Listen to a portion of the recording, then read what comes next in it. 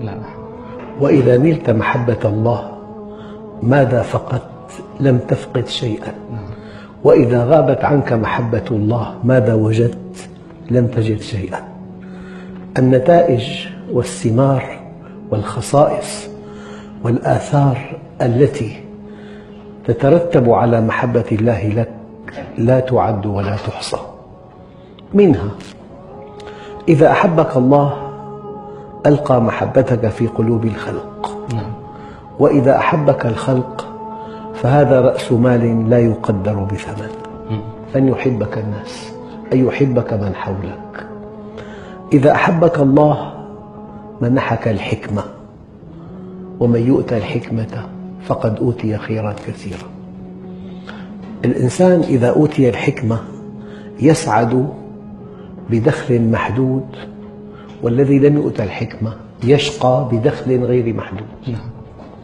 الإنسان إذا أوتي الحكمة يسعد بزوجة من الدرجة العاشرة، والذي لم يؤت الحكمة يشقى بزوجة من الدرجة الأولى. الإنسان إذا أوتي الحكمة يجعل من العدو صديقا، والذي لم يؤت الحكمة يجعل من الصديق عدوا. يعني عطاء لا يقدر بثمن إذا منحك الله الحكمة. والحكمة تؤتى من الله مكافأة على إيمان المؤمن واستقامته على أمر الله، وهي من ثمار محبة الله. أن تؤتى الحكمة. إذا أتاك الله الحكمة أعطاك السكينة. السكينة حالة من الرضا، من السعادة، من التفاؤل، من القوة، من الثقة بالنفس، من سداد الرأي، من صحة الرؤية.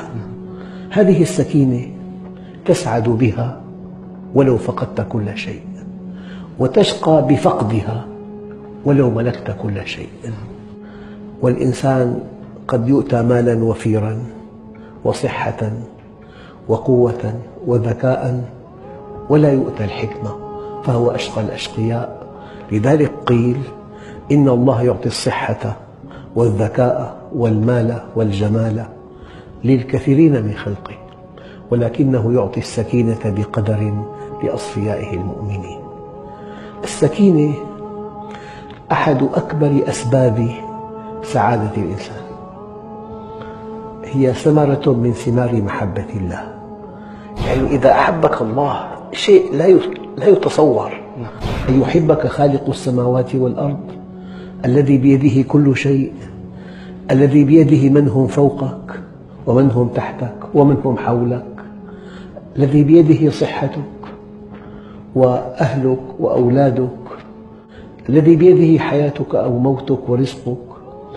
لذلك الإنسان إذا عرف الله عرف كل شيء، وإذا فاتته معرفة الله فاته كل شيء. من معاني محبة الله لك أن يلهمك الرضا. ترضى عن وجودك، وترضى عن وضعك، وترضى عن دخلك، وترضى عن أهلك وأولادك.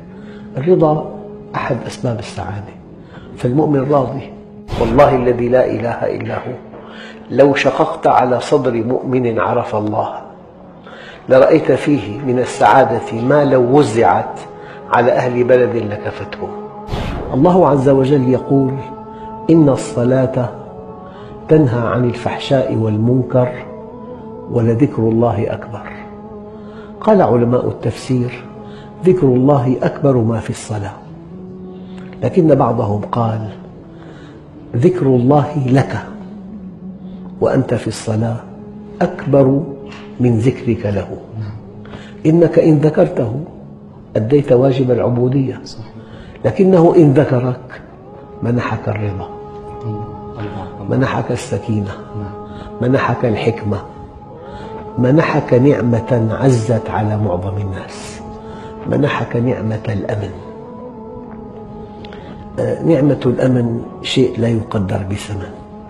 قد ينجو الإنسان من آلاف المصائب لكنه خائف، وأنت من خوف الفقر في فقر، وأنت من خوف المرض في مرض، وتوقع المصيبة مصيبة أكبر منها.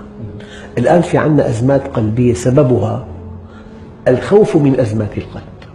تأتيه بأزمة. نعم، لذلك حينما ألف كتاب دع القلق وابدأ الحياة طبع منه 5 ملايين نسخة. هناك قلق في العالم سببه البعد عن الله. ألا بذكر الله تطمئن القلوب.